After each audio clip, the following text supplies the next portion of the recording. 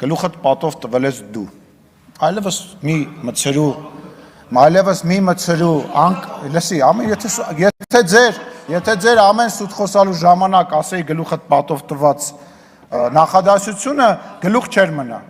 Ես ձեզ խնդրում եմ, տես, գալիս խոսում ես, ասում ես ներողություն չեք ուզում, խնդրեք, ասենք ասել եմ դուք շատ բաների չեմպիոն եք, նաև վիրավորանքներ եւ իրավիճակը լարելու չեմպիոն եք։ Ելույթ ես ունենում, մարդը արձագանքում ասում է գլուխդ պատով ես տվել դու։ Ես էլ ասում եմ գլուխդ պատով տվել ես դու։ Տեսնում ենք արդեն։ Իմիջիայլոց, մի սպառնում ես ինձ։ Դե հետո ասեց հա։ Գլուխները պատով եք տալիս, բոլորը, ով որ կարա իրան թույլ տա սպառնի։ Ով կարա սպառնա, գլուխը պատով է տալի։ Լավ հանգստացի թող խոսենք 20 րոպե առանց էլ վարքյաններն ենք հաշվում, որ վերջը Տիկին Կյուրեղան չեմ լսում ձեզ ու փարկացչո։ Ուրեմն հանգստացեք։ Առանց էլ այդ 20 րոպեանոց ելույթը վարքյաններն ենք հաշվում, երբ ավարտվելու, որովհետև ասենք ավելի հեռուստատեսության եւ ռադիոյի մասին ենք խոսում, այտենց ելույթներով այտենց ծրագրեր ես անում, ոչ մեկ չի նայում, ոչ մեկ չի կարողանում գովաց ծախի դնի այդ ծրագրերի մեջ, որտեղ ոչ մեկ չի նայելու։ Կարամ տրուսիկով չի, բայց կարամ նկարը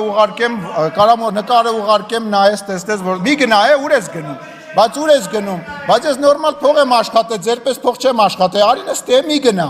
վախեցար։ Հետ արի, եղբայր, հետ արի։ Հետ եկեք, 20 րոպե կյանքները կերար բոլորիս, խնդրում եմ նստի լսի, խնդրում եմ նստի լսի էլի, կլսես չէ հետո, շնորհակալ եմ, եղավ, շարունակեմ, այդ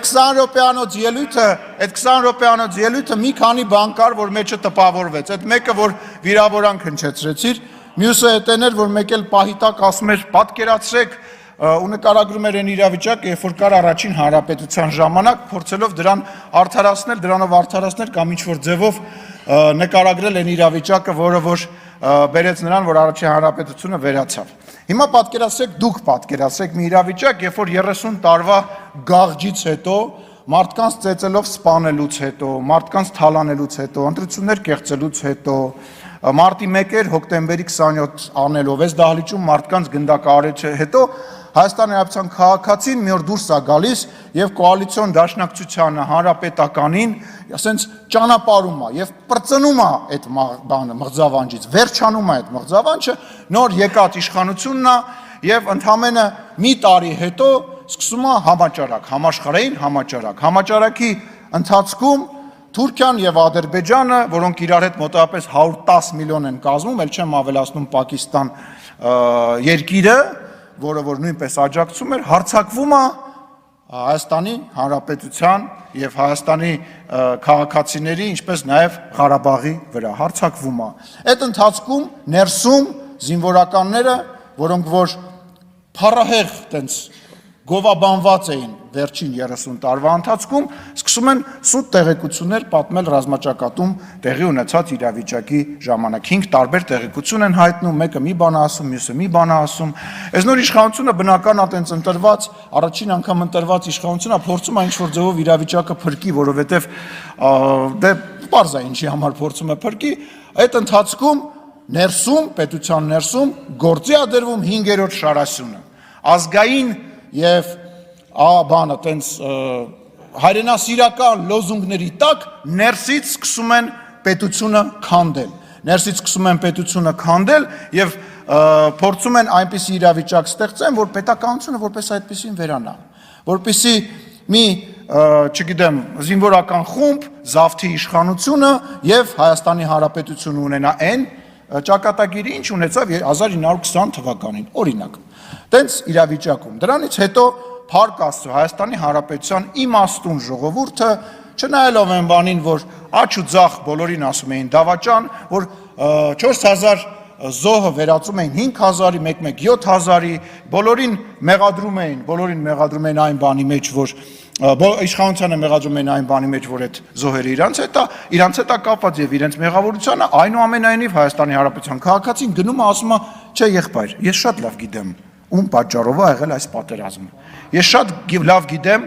ինչի հետևանքով է եղել այս պատերազմը։ Եվ նորից քվեարկումը գործող իշխանության համար։ Այդտեղ բոլոր պլանները քանդվում են։ Հետո նորից գործի ադրվում պլան B-ն, դա Հայաստանի Հանրապետությանը ներքաշել պատերազմի մեջ, որպեսզի պատերազմը արդեն բերել Հայաստանի Հանրապետության տարածք, բերել խաղաղապահնել, այդ բանի ֆոնի վրա փոխել Հայաստանի Հանրապետությունում իշխանություն եւ իշխանության բերել մարիոնետային մի իշխանություն, որը որ անցյալի պես կպարի ուրիշի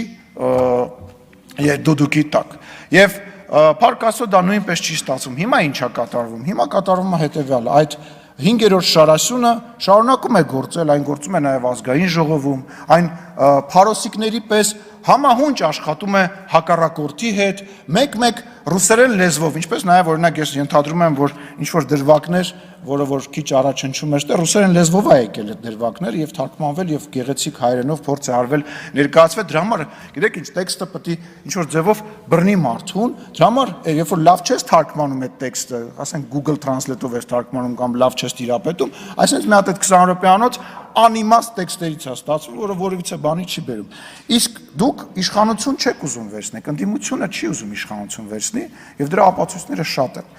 Ենթադրենք, եթե ուզում եք իշխանություն վերցնեիք, ինչ էր պետք Վազգեն Մանուկյանին բերել։ Երբ որ մեզ ասում եք աթոռից կարճած, բայց եթե այդ աթոռը տենց լավն է, 2020 թվականի ավարտին այդ աթոռը տենց լավն էր, ինչի ոչ մեկ չհամարձակվեց այդ աթոռը վերցնի։ Վազգեն Մանուկյանին բերեցիք։ Որովհետև այդ իշխանությունը չէիք ուզում վերցնեիք, 2020 թվականից հետո իշխանությունը փողոցում գցած էր։ Դուք չվերցեցիք այդ իշխանությունը, որովհետև պետք չէր, պատասխանատվություն էր։ Հետո էլ չուզեցաք վերցնեք, որ դրա համար բերեցիք Կանադայի քաղաքացուն, որպեսզի իշխանություն չվերցնեք։ Դուք չեք ուզում իշխանություն վերցնեք,